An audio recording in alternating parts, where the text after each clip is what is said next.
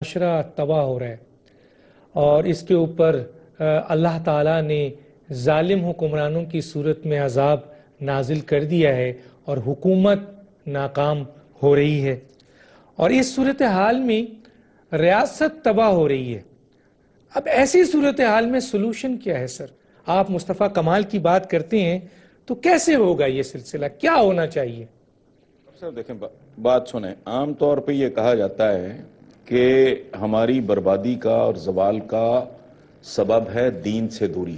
یہ بالکل غلط ہے، یہ کچھ لوگوں کا پروپیگنڈا ہے۔ دین سے دوری نہیں، ہم جس کو پریکٹس کر رہے ہیں عموماً اپنی ڈے ٹو ڈے زندگی میں، وہ دین سے مختلف کوئی چیز ہے۔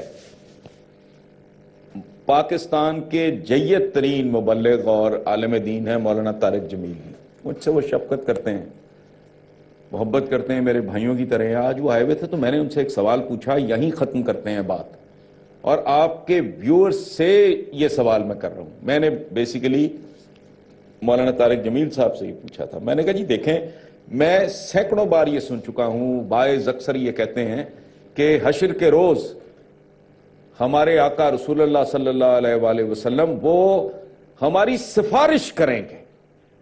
میں نے کہا کہ طارق بھائی مجھے یہ بتائیں کہ وہاں بھی ہم نے میرٹ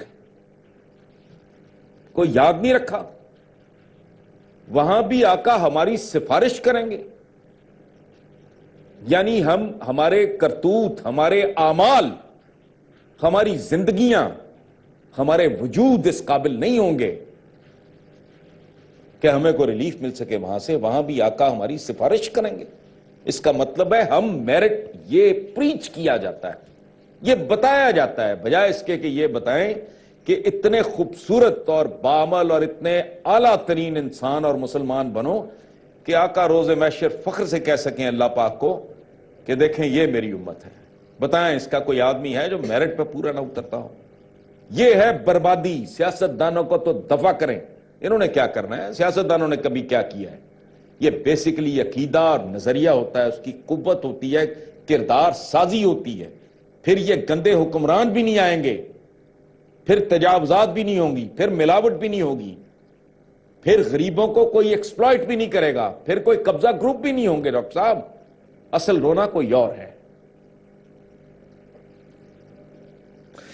تو حسن نثار صاحب، ابھی اس صورتحال میں ہمیں مصطفیٰ کمال کہاں سے ملے گا؟ بتائیں کیسے ملے گا کہ جو اس ملک میں آئے اور ایک مقدر کی بات ہے، ترکوں کو بھی نہیں ڈاکٹر صاحب، وہ تو ترکوں کو بھی نہیں پتا تھا، وہ تو ایک بلیک ہارس تھا جو ایسے اچانک نکل آیا۔ ترکوں کی عزت رہ گئی جنہوں نے تین بر اعظموں پہ حکومت کی تھی، وہ پورے ویسٹ کی ٹھوکروں میں آ گئے تھے، اور یہاں جو عجیب طرح کے کلاؤنز وہ گاتے پھر رہے تھے کہ جان بیٹا خلافت پہ دینا۔ خلافت ایک بہت سیدھا ترین ادارہ ہو چکی تھی، اب وہ ایک سیریل چل رہا ہے، اس نے کافی سارا اس کا ایکسپوز کر دیا۔ جب تک وہ تھے عالی شان، وہ دنیا پہ حکومت کرتے رہے۔